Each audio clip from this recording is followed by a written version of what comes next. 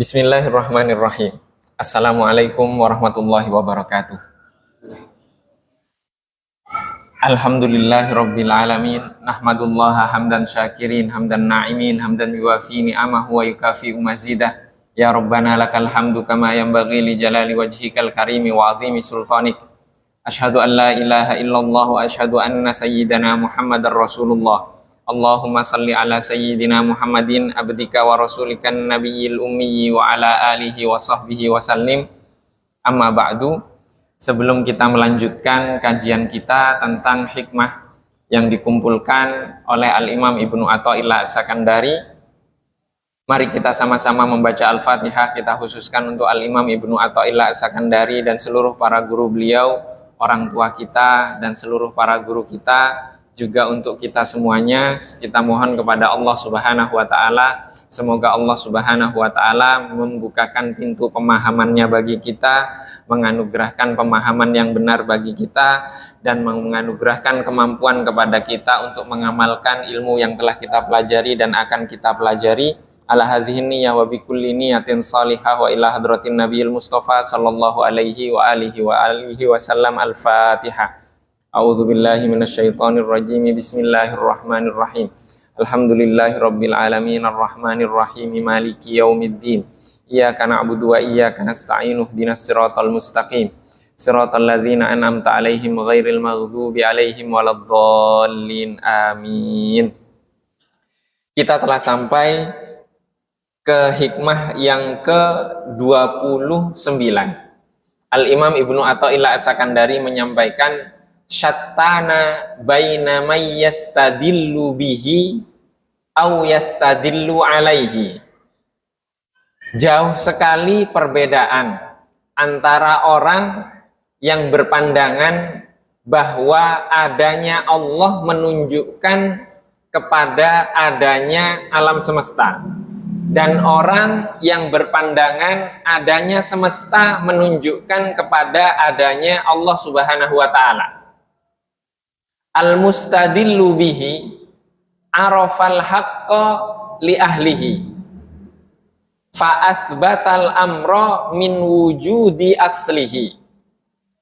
Orang yang berpandangan bahwa adanya Allah menunjukkan kepada adanya alam semesta adalah orang yang telah mengenal Allah, hingga ia mampu mengembalikan segala sesuatu kepada asal muasalnya, yaitu Allah Subhanahu wa taala. Wal istidlalu alaihi min adamil wusuli ilaihi. Sedangkan orang yang berpandangan bahwa adanya semesta menunjukkan kepada adanya Allah Subhanahu wa taala adalah orang yang belum sampai kepada Allah Subhanahu wa taala. Wa illa famata ghaba hatta yustadalla alaihi. Jika demikian, sejak kapan Allah itu tidak ada atau hilang atau gaib sehingga keberadaannya harus dibuktikan dengan adanya semesta? Wa mata ba'uda hatta takunal atharu hiya allati tusilu ilaihi. Atau sejak kapan Allah itu jauh sehingga adanya semesta ini harus menjadi pengantar yang menunjukkan kepadanya? Jamaah yang dirahmati oleh Allah Subhanahu wa taala, hikmah ini menunjukkan tentang dua golongan manusia, dua golongan orang yang beriman kepada Allah Subhanahu wa taala dari dua jalur yang berbeda. Golongan yang pertama adalah orang yang mengenal Allah Subhanahu wa taala sehingga kemudian dia membuktikan bahwa adanya semesta ini karena Allah. Jadi karena dia mengenal Allah, maka dia mengenal semesta. Golongan yang kedua dibalik. Dia yang mengenal semesta terlebih dahulu, kemudian alam ini menunjukkan kepada penciptanya. Dua golongan ini berbeda. Dua golongan ini berbeda. Maka golongan yang pertama itu disebut dengan orang yang sudah ma'rifat. Orang yang sudah mengenal Allah Subhanahu wa ta'ala, sehingga untuk mengenal Allah dia tidak butuh kepada selain Allah. Jadi dia beriman kepada Allah karena Allah dan dengan Allah. Tidak butuh bukti. Golongan yang kedua ini adalah ahlul burhan, yaitu golongan orang-orang yang membutuhkan bukti, membutuhkan nalar, sehingga kemudian dia apa? Dia mengenal semesta ini, bahwa semesta ini tidak mungkin ada dengan sendirinya, pasti ada penciptanya. Ini adalah golongan yang kedua, dikenal dengan ahlul burhan. Ini ngarang saja hal-hal seperti ini. Apakah ada di dalam Al-Quran? Ada. Dan pernah kita kaji sebelum ini, Allah Subhanahu wa ta'ala berfirman di dalam surat Asy-Syura, Allahu yajtabi ilaihi may yasha wa yahdi ilaihi may yunib. Allah Subhanahu wa ta'ala yajtabi. Yajtabi itu memilih. Ilaihi may yasha, memilih orang yang ia kehendaki untuk sampai kepadanya tanpa sebab. Sehingga akal, batin, dan hatinya, rohnya mampu langsung menyaksikan Allah Subhanahu wa ta'ala tanpa butuh bukti. Sehingga dengan mengenal Allah, dia mengenal alam semesta ini. Karena alam semesta ini penyebab adanya, penciptanya adalah Allah Subhanahu wa ta'ala. Yang kedua dibalik. Wa yahdi ilaihi may yunib. Dan Allah Subhanahu wa ta'ala memberikan petunjuk kepada orang yang kembali kepadanya. Kembali kepadanya. Maka ini banyak biasanya teman-teman yang belajar filsafat, belajar kajian akidah di universitas-universitas itu kadang profesor-profesornya, dosen-dosennya itu mengatakan, tolong sekarang akidah kalian ini dilepas dulu karena kita sedang mencari kebenaran, begitu kan? Itu artinya orang yang seperti itu orang yang masih berproses. Dia butuh bukti untuk menyaksikan Allah. Maka jangan tanya orang yang sudah menyaksikan Allah butuh bukti itu bagaimana. Berpikirnya sudah terbalik. Ada tidak di antara kalangan sahabat yang seperti ini? Ada. Sayyidina Ali pernah ditanya, Kaifa arafta rabbak? Bagaimana engkau mengenal Tuhanmu? Sayyidina Ali menjawab, Araftu rabbi bi rabbi. Walau la rabbi ma araftu rabbi. Aku mengenal Tuhanku dengan Tuhanku atau karena Tuhanku. Jika bukan karena Tuhanku, maka aku tidak akan mengenal Tuhanku. Kalau kita tarik ke cerita-cerita sejarah Rasulullah, kita bandingkan sahabat yang baru masuk Islam ketika Fathu Makkah, contohnya seperti Abu Sufyan. Abu Sufyan ditanya, kenapa kamu tidak beriman kepada Rasulullah? Oleh Sayyidina Abbas, dijawab oleh Abu Sufyan, ada sesuatu yang mengganjal di hatiku atas saudaramu ini. Jadi dia melihat Nabi Muhammad ini bukan seorang nabi, tapi seorang yang memiliki ambisi untuk menguasai Arab, begitulah. Bandingkan dengan Sayyidina Abu Bakar yang sudah melalui proses Isra Mi'raj yang pertama kali percaya, yakin. Di Gua Tsur diuji. Proses pendidikan. Keluar dari Gua Tsur dikejar khawatir. Proses menyaksikan Allah. Rasulullah sudah menyaksikan Allah. Di sini bukan berarti menyaksikan itu seperti kita nonton di HP, nonton di TV, bukan. Yang menyaksikan bukan mata kepala, tapi mata pikiran, mata hati, mata batin, dan ruh yang menyaksikan. Sehingga tidak ada kekhawatiran sama sekali dalam diri Nabi Muhammad SAW. Sayyidina Ali diminta tidur menggantikan Rasulullah, taruhannya nyawa. Itu Sayyidina Ali dalam beberapa riwayat diceritakan bahwa beliau ditanya, kapan engkau tidur paling nyenyak? Tidur paling nyenyak ketika menggantikan Rasulullah. Bagaimana orang yang taruhannya nyawa justru tenang istirahatnya? Itu kan tidak masuk akal. Kita saja dapat berita akan ada megatrust. Itu sudah galaunya Masya Allah. Itu hukum alam. Yang menciptakan alam Allah. Allah semuanya yang menjadikan terjadi. Jadi kalau kita dibalik, kita golongan yang kedua lah kalau kita. Bukan golongan yang pertama ini. Golongan yang pertama ini disebut dengan ahli syuhud. Ahli syuhud itu yang sudah menyaksikan Allah Subhanahu wa ta'ala. Siapa? Para nabi. Para siddiqin yang sampai kepada derajat as-siddiq. Para wali, orang-orang yang dipilih oleh Allah Subhanahu wa ta'ala menjadi kekasihnya, itu semuanya ahli syuhud yang sudah mengenal Allah terlebih dahulu, baru mereka mengenal ciptaannya. Sedangkan golongan yang kedua, oleh Al-Imam Ibnu Athaillah As-Sakandari, di sini dikatakan, wal istidlalu alaihi min adamil wusuli ilaihi.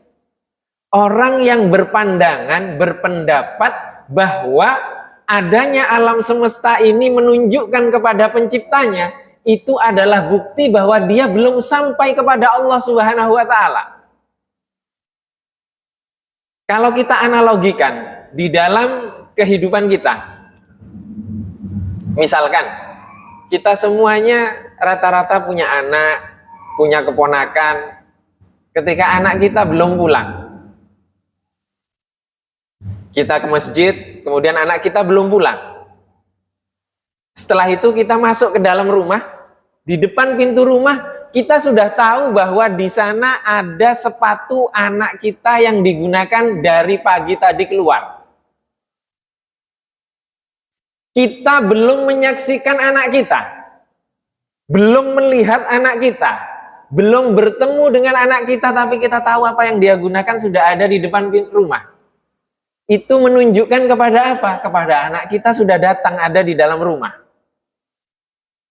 Lalu kita sebagai kepala keluarga teriak, "Ma,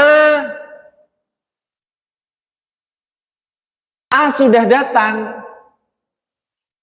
Karena yang membukakan pintu tadi adalah istri kita dan bertemu langsung dengan anak kita tanpa melihat sepatunya.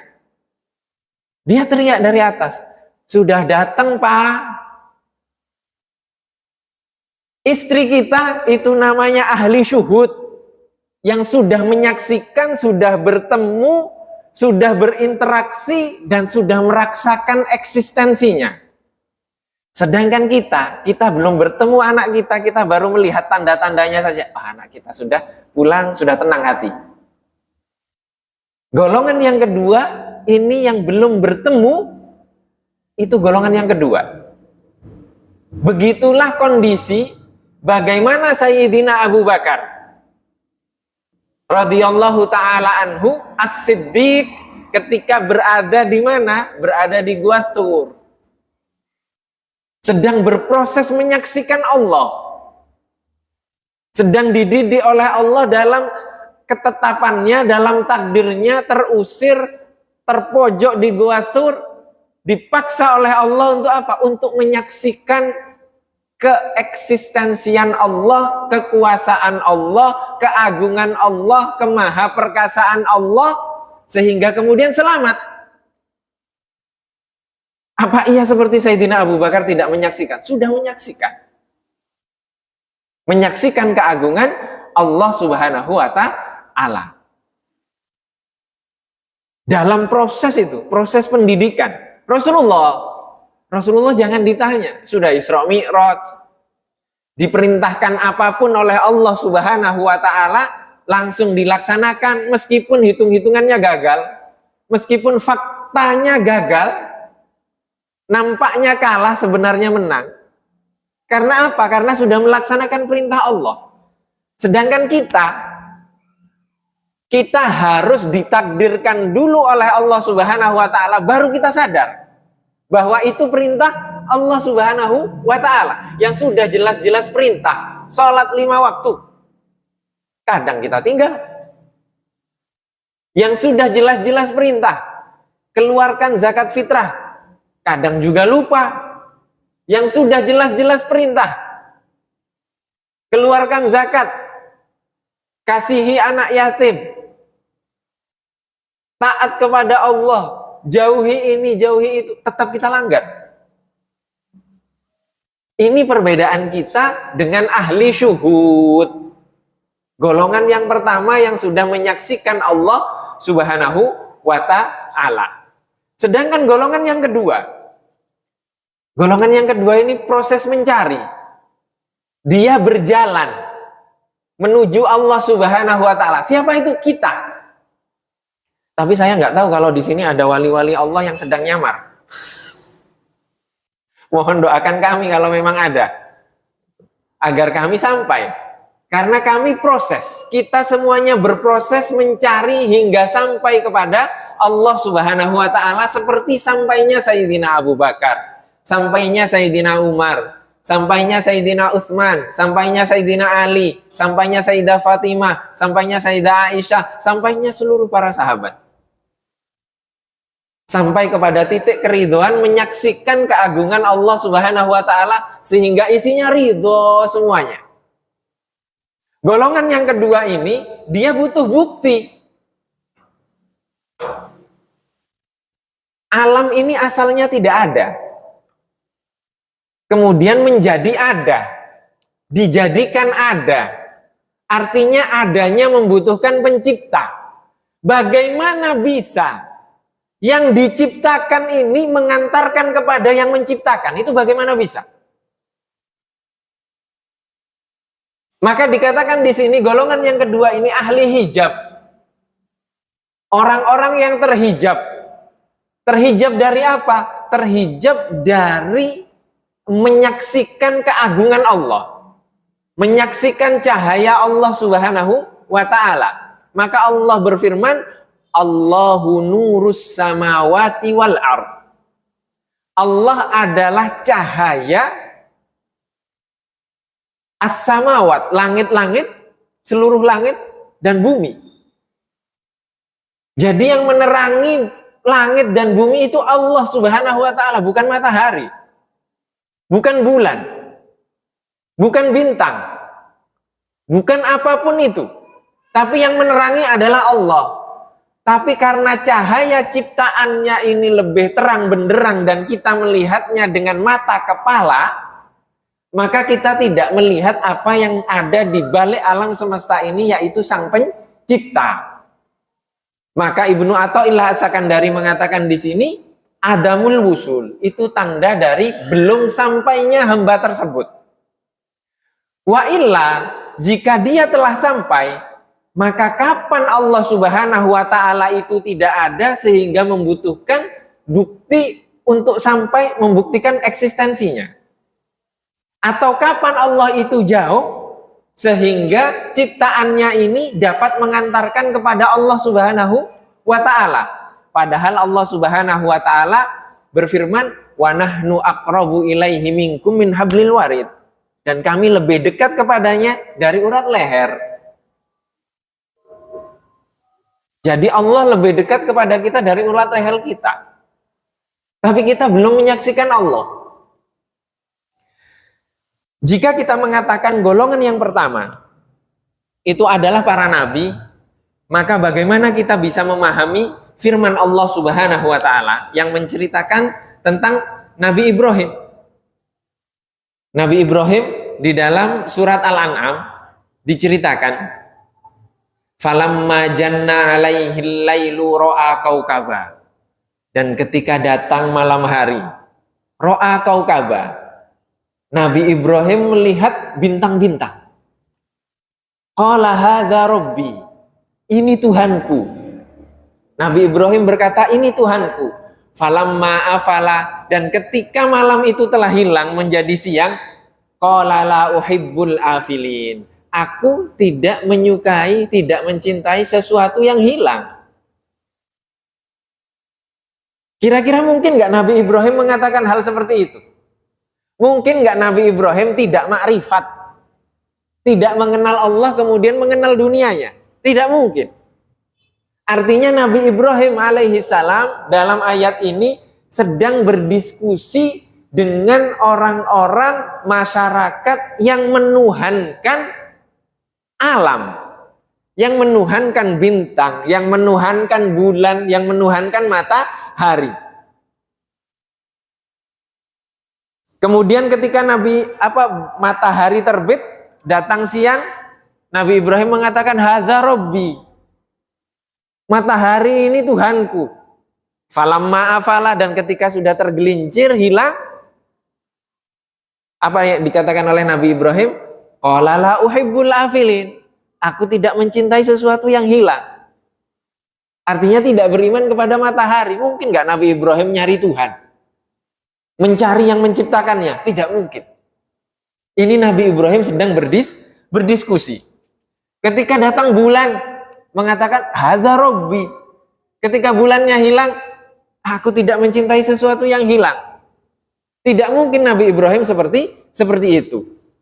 Maka kemudian dikatakan di sini Allah Subhanahu wa taala, Nabi dalam Al-An'am, dalam surat Al-An'am lanjutan kisah tadi, Allah berfirman, qala ya qaumi inni bari'um mimma tusyrikun. Nabi Ibrahim berkata, wahai kaumku, sesungguhnya aku berlepas diri dari orang-orang yang dari sesuatu yang kalian sekutukan dengan Allah. Artinya Nabi Ibrahim sedang berdiskusi. Kemudian ditutup oleh Nabi Ibrahim, inni wajjahtu wajhiya lilladzi fataras samawati wal arda. Sungguh aku mentawajjuhkan. Tawajjuh ini artinya menyaksikan, menghadapkan diri kepada Allah. Golongan yang pertama, bukan golongan yang kedua. Golongan yang kedua ini Nabi Ibrahim menunjukkan bahwa kalian harus menggunakan logika kalian, akal kalian, hati kalian, batin kalian untuk membuktikan bahwa Allah itu ada, Allah itu eksis, Allah itu maha jelas, tidak butuh bukti. Sehingga telah sampai kepada Allah, maka nikmati persaksianmu kepada Allah Subhanahu wa ta'ala. Maka asyhadu an la ilaha illallah itu tidak mudah. Menyaksikan Allah Subhanahu wa ta'ala itu tidak mudah. Bersaksi bahwa tiada Tuhan selain Allah itu tidak mudah. Ketika tertimpa musibah kita mengatakan, Allah begini banget sih ke saya. Mana Allah ini? Saya begini kok tidak ditolong? Itu artinya kita belum sampai. Artinya kita belum sampai dan Allah ingin kita sampai. Dengan apa? Dengan terus berjalan kepada Allah Subhanahu wa ta'ala. Kemudian di surat Al-An'am juga Allah menjelaskan lagi. Wa tilka hujjatuna atainaha Ibrahim ala qaumih. Dan hal tersebut adalah hujjatuna, bukti kami, dalil kami, hujjah kami. Atainaha Ibrahim, yang kami anugerahkan, kami wahyukan kepada Ibrahim. Artinya cara berpikir tadi, diskusi tadi Nabi Ibrahim, apa yang disampaikan oleh Nabi Ibrahim itu adalah firman dari Allah Subhanahu wa taala kepada Nabi Ibrahim untuk berdiskusi dengan siapa? Dengan kaumnya yang menyekutukan Allah Subhanahu wa taala. Ini adalah golongan yang kedua. Golongan yang kedua ini butuh bimbingan dari golongan yang pertama, yang sudah sampai kepada Allah Subhanahu wa ta'ala. Bisa kita mendaki Gunung Rinjani tanpa ada guide-nya? Tidak bisa. Modal Google Map. Apa bisa? Tidak bisa. Lah ini kita sedang berjalan menuju Allah, tidak ingin dituntun oleh orang yang sudah sampai kepada Allah. Siapa? Nabi Muhammad Sallallahu Alaihi Wasallam. Nabi Muhammad yang menuntun kita, menuntun para sahabat, menuntun para sahabat. Nabi Muhammad menyebut kita dengan ikhwan. Ikhwan itu artinya saudara. Para sahabat itu sahabat. Bahkan sahabat mengatakan kepada Nabi Muhammad, terus kami kalau bukan ikhwanmu siapa? Dijawab oleh Rasulullah, ikhwanku, saudara-saudaraku adalah yang beriman kepadaku tapi belum pernah bertemu denganku. Jadi kita ini ikhwannya Nabi Muhammad. Ada yang pernah bertemu dengan Nabi Muhammad? Tidak ada. Mayoritasnya tidak ada. Mayoritasnya belum bertemu. Sebagian bertemu mungkin dalam mimpi, mungkin dalam sadar. Semoga kita dipertemukan sebelum kita meninggal dengan Nabi Muhammad Shallallahu Alaihi Wasallam, karena pertemuan dengan Nabi Muhammad dalam mimpi itu pasti, karena setan tidak mungkin menyerupai Nabi Muhammad. Nah sekarang yang dibahas menyaksikan Allah, merasakan kekuasaan Allah, merasakan sifat Allah, sehingga kemudian menunjukkan kita akan adanya dunia ini, takdir, kehidupan, aturan, musibah, bencana alam, itu semuanya ciptaan Allah. Bahkan kita ciptaan Allah. Kenapa kita ingin sampai kepada Allah menggunakan ciptaannya? Tidak perlu, langsung ke Allah. Allah kalau sudah sampai kepada Allah, kita tidak butuh ciptaan. Tidak butuh ciptaan. Maka di sini dikatakan oleh Syekh Yusri, fannasu salasatu asnafin. Maka manusia sesuai dengan pembagian hikmah ini itu ada 3 golongan. Golongan yang pertama, hujiba bidzulmatil akwan, yaitu manusia-manusia yang terhijab oleh kegelapan alam semesta sehingga dia menjadi orang yang kafir, tidak beriman kepada Allah Subhanahu wa taala. Tidak beriman kepada Allah Subhanahu wa taala. Nabi Muhammad berdiskusi juga dengan umatnya. Maka ada delegasi dari Taif, delegasi dari Syam, bahkan delegasi dari Nasrani, delegasi dari Yahudi itu datang ke Rasulullah dan diskusi dengan Rasulullah. Untuk membuktikan apa? Membuktikan bahwa Allah Subhanahu wa taala itulah satu-satunya Tuhan. Tapi kemudian mayoritasnya tidak beriman. Dari Yahudi dan Nasrani ini tidak beriman. Hanya sebagian saja yang beriman. Ini apa? Tertutup, terhijab oleh kegelapan dunia. Maka karena terhijab oleh cahaya gelap di dunia ini, dia tidak menyaksikan penciptanya sehingga tidak beriman. Sehingga tidak beriman. Maka terkadang kita juga diajak diskusi, ditanya, kalau kami kan sudah ada penyelamatnya. Ketika kami tobat sudah ada kepastian tobat kami diterima. Kalau umat Islam kan tobatnya belum tentu diterima. Itu hanya main logika yang belum menyaksikan keagungan Allah Subhanahu wa taala. maka kita tidak perlu masuk ke perdebatan-perdebatan seperti itu ketika kita sudah beriman.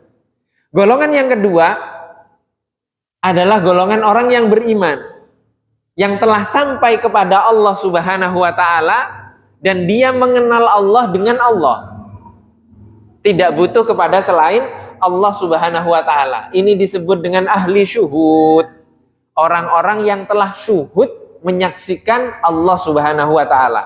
Siapa saja? Yaitu para nabi, para rasul, para siddiqin, orang-orang yang sudah siddiq, dan para wali-wali Allah Subhanahu wa Ta'ala. Golongan yang ketiga adalah mereka orang-orang yang sampai kepada Allah Subhanahu wa Ta'ala dengan bukti, dengan dalil, dengan arahan, dengan petunjuk, dengan premis pengantar-pengantar yang membuktikan bahwa Allah itu ada, Allah itu yang menciptakan. Maka sebenarnya ini dalil ini itu kita tinggal memilih saja. Bahwa di masa Rasulullah Shallallahu Alaihi Wasallam itu ada sahabat khusus seperti Sayyidina Ali, ketika ditanya bagaimana engkau mengenal Tuhanmu, dijawab, aku mengenal Tuhanku dengan Tuhanku. Jika bukan karena Tuhanku, aku tidak akan mengenal Tuhanku, kata Sayyidina Ali. Tapi kemudian ada orang juga, yaitu orang Badui. Dia ditanya apa tentang Allah Subhanahu wa Ta'ala. Dia menjawab, al-ba'ratu tadullu 'alal ba'ir. Adanya kandang onta itu menunjukkan adanya onta. Jadi orang Badui seperti itu berpikirnya. Ada bekas jejak kaki, artinya ada orang yang baru melewati situ, baru berjalan. Ini orang Badui. Maka pilihan kita cuma dua. Kita mau beriman dengan caranya orang Badui, atau mau beriman dengan caranya Sayyidina Ali. Atau kita berproses dengan caranya orang Badui yang logikanya masih jernih, hingga kemudian kita sampai kepada derajat seperti Sayyidina Ali yang sudah menyaksikan keagungan Allah Subhanahu wa Ta'ala.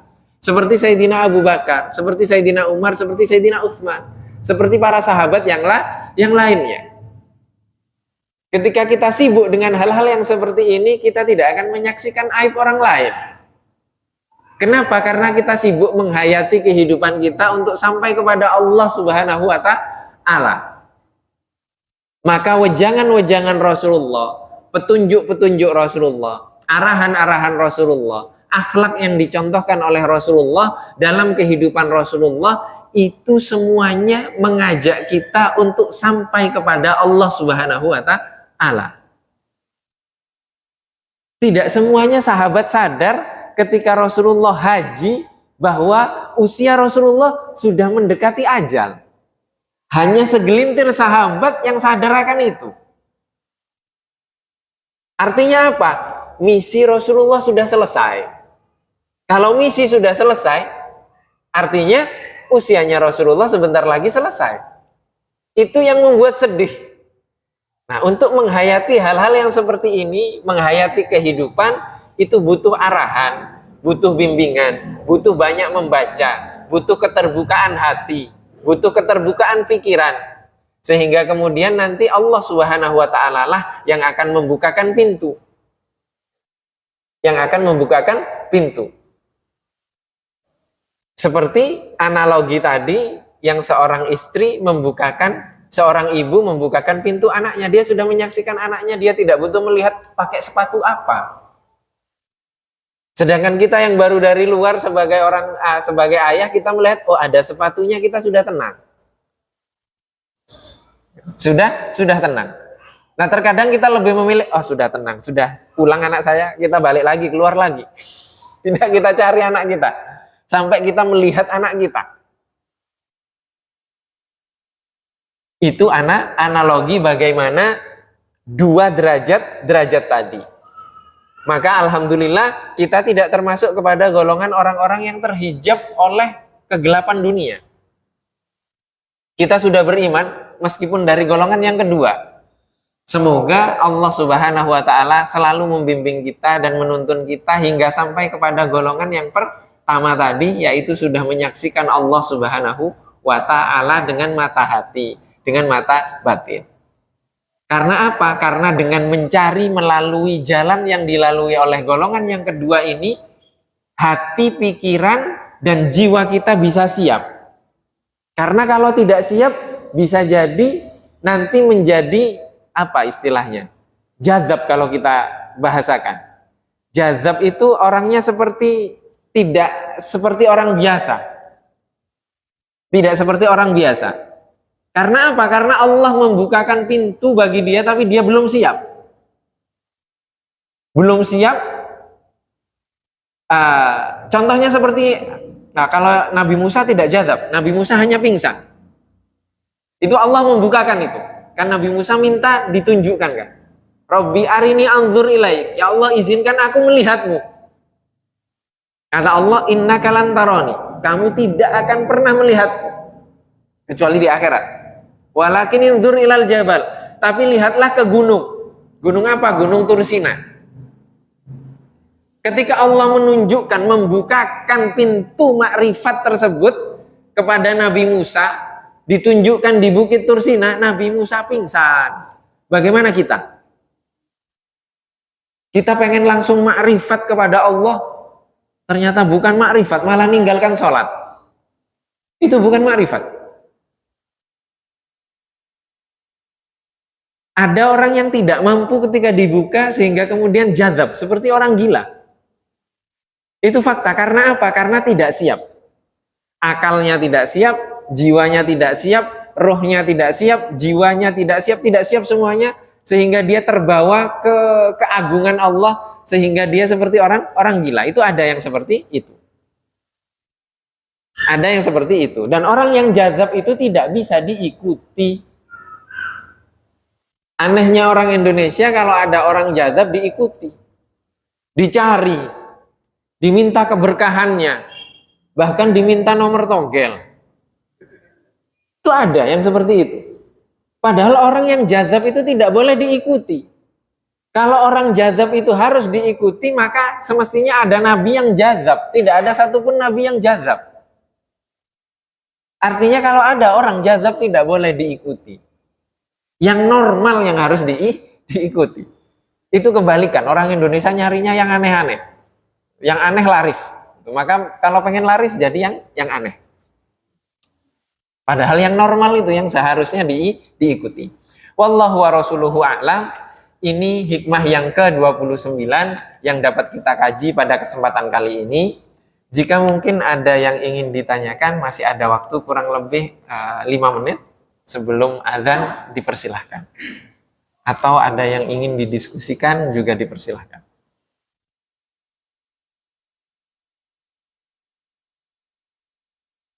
Oke. Silakan.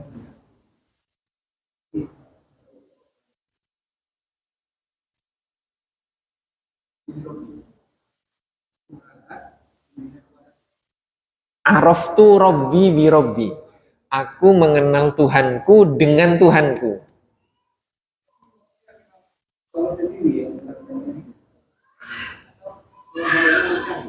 Apa? Sayyidina Ali mencari.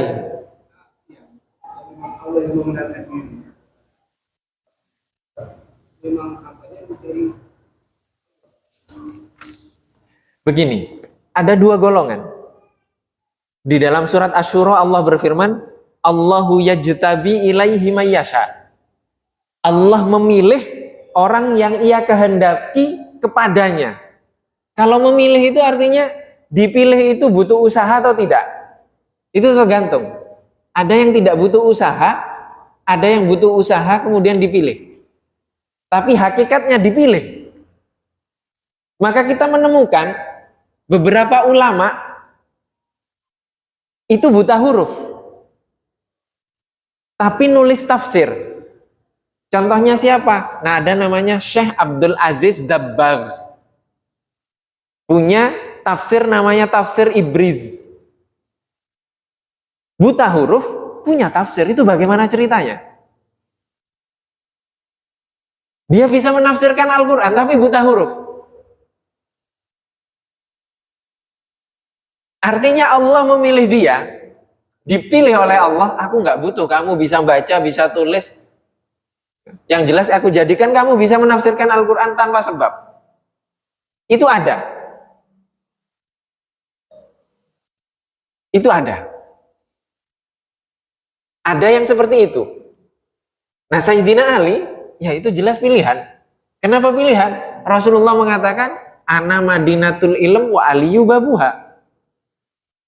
Aku kota ilmu dan Ali pintunya. Rasulullah yang mengatakan itu sudah selesai. Artinya Sayyidina Ali dipilih. Dipilih. Mungkin secara kasat mata ketika kita membaca berproses. Tapi sebenarnya dipilih.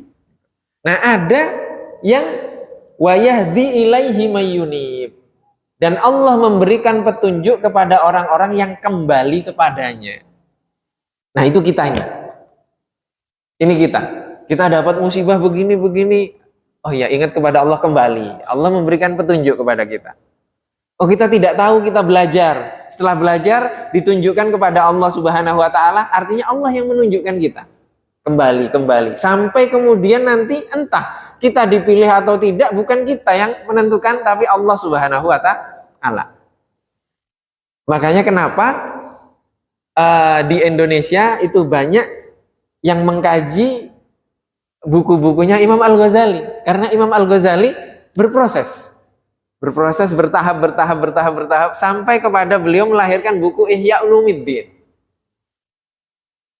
Ihya Ulumuddin itu tinggi sekali dan sulit dikaji, kecuali oleh orang-orang rata-rata ya orang-orang yang sudah sepuh yang mengkaji itu, karena sulitnya apa? Kita belum mengamalkan, nggak akan bisa menyampaikan.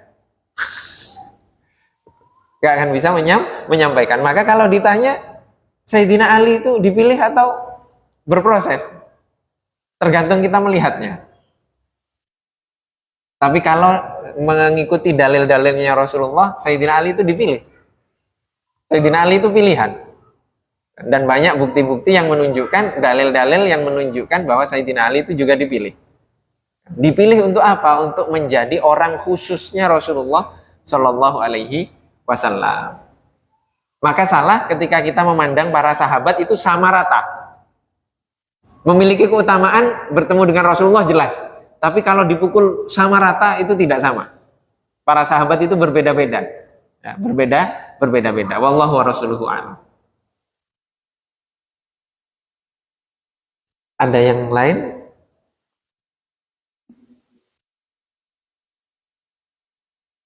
Kenapa? Iya. Untuk dipilih oleh Allah itu hak prerogatifnya Allah. Ya. Untuk dipilih oleh Allah itu haknya Allah. Kesalahan kita adalah ketika kita mencari sesuatu, mengamalkan sesuatu, pengen dipilih oleh Allah. Nah, ketika dipilih oleh setan, kita nggak tahu ternyata itu bukan Allah, setan. Kita jadi sakti, kita jadi gini, akhirnya nggak sampai kepada Allah. Maka para ulama mengatakan, karomah itu, keistimewaan yang diberikan kepada wali itu sama seperti ketika seorang wanita baru datang bulan, dia malu. Begitu. Pasti ditutupi. Pasti ditutupi, tidak ingin diketahui. Maka kalau ada yang jelas-jelas terang-terangan, itu dilihat saja. Backgroundnya seperti apa, ininya seperti apa, itu akan terlihat beda. Selama istiqomah melaksanakan syariat, maka jangan diingkari. Jangan diingkari, juga tidak beriman, tidak percaya juga tidak apa-apa. Dengan hal-hal yang seperti itu. Karena tujuan kita bukan ke sana, tujuan kita kepada Allah Subhanahu wa Ta'ala dengan mengikuti Rasulullah. Begitu. Wallahu wa rasuluhu a'lam. Ini yang dapat kita kaji pada kesempatan kali ini. Semoga Allah Subhanahu wa Ta'ala memberikan keistiqomahan kepada kita untuk berjalan mengikuti tuntunan Rasulullah Shallallahu Alaihi Wasallam zahiran wa batina, sehingga mendapatkan ketenangan lahir, ketenangan batin, dan dapat menyaksikan Allah Subhanahu wa Ta'ala. Dan semoga Allah Subhanahu wa Ta'ala mempertemukan kita dengan Nabi Muhammad Shallallahu Alaihi Wasallam di dunia sebelum di akhirat. Allahumma amin. Ini saja, mohon maaf apabila ada kekurangan. Wabillahi taufiq wal hidayah wa ridha wal inayah. Wassalamualaikum warahmatullahi wabarakatuh. Subhanakallahumma wa bihamdika asyhadu an la ilaha illa anta astaghfiruka wa atubu ilaik.